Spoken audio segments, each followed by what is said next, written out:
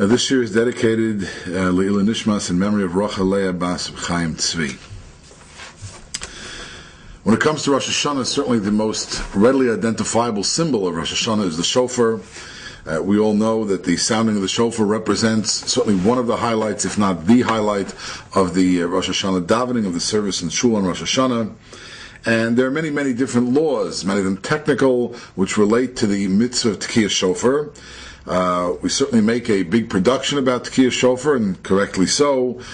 Even people who are unable to make it to Shul on Rosh Hashanah due to illness or whatever other situation may come up, often have somebody come, the rabbi or somebody else come to sound the shofar. It's a mitzvah that we come upon once a year, the 2 days of Rosh Hashanah, and nobody wants to miss it. It's a dramatic mitzvah, it's a significant mitzvah, and what we'd like to look into in this year is try and get some to look into the mitzvah of Tekiyah Shofar and gain some insight into what this is all about. On one level, a Tekiyah Shofar, the sounding of the shofar, is a mitzvah like other mitzvahs. The Torah indicates that we're required to hear the sounding of the shofar, and the Talmud explains that there are a certain minimum number of sounds, and God willing we'll get back to some details relating to the sounds shortly. And it's a mitzvah like any other mitzvah. Why do we blow shofar? The Rambam tells us clearly, because it is what we call a Gzeres HaKosav. It's a mitzvah, it's a commandment, it's a decree that is found in the Torah. It's a divine decree, and we have to sound the shofar on Rosh Hashanah, much as we have to eat matzah on Pesach, we have to wave the lulav on Sukkot, and so on.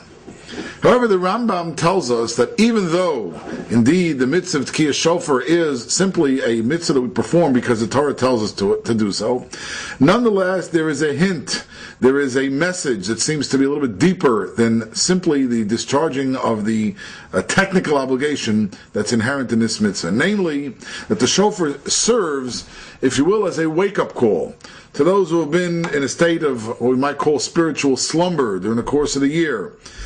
You know, if we think about it, we often approach any new activity, whether it's a new job or it's a new school year, it's a new opportunity, it's a new relationship. We approach it with tremendous excitement, anticipation, optimism.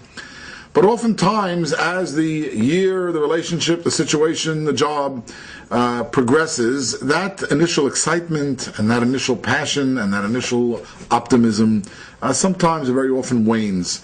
And when we come to the very end of the particular period of time in question, we look back perhaps with a certain amount of frustration and disappointment on what has taken place. And so, when it comes to our religious commitment, when it comes to our involvement in Torah study and the performance of mitzvahs and acts of kindness, we often approach Rosh Hashanah, the beginning of the new year, with a certain sense of this year is going to be different. This year I'm going to get it done. I make all kinds of commitments and resolutions, if you will. It's a concept that was borrowed in secular sources as well. And we're prepared for making this into a wonderful year. And somehow, as the year goes on, very often we don't meet our expectations and we don't live up to the potential which we have set for ourselves. And so there's a certain sense of disappointment. And in a certain sense, we've fallen asleep at the wheel. And therefore, we come to the holiday of Rosh Hashanah, and the sounding of the shofar wakes us up. That's the Rambam's imagery. With my own addition a little bit. But that's the idea. The shofar is a wake-up call. It's like an alarm clock. And it tells us there's somewhere to go. You know, if you go to a hotel and you leave a wake-up call, it's because you have an appointment. There's someplace to go. There's a mission. There's something that's taking place that requires your attention. So you got to get up at whatever hour it is in order to get to your meeting or to your destination on time, to be able to carry out that which you've planned.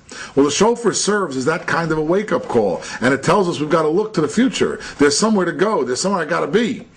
And of course, part of the challenge of Rosh Hashanah is to figure out exactly where is it that I do have to go. What exactly are my plans? What should my plans be?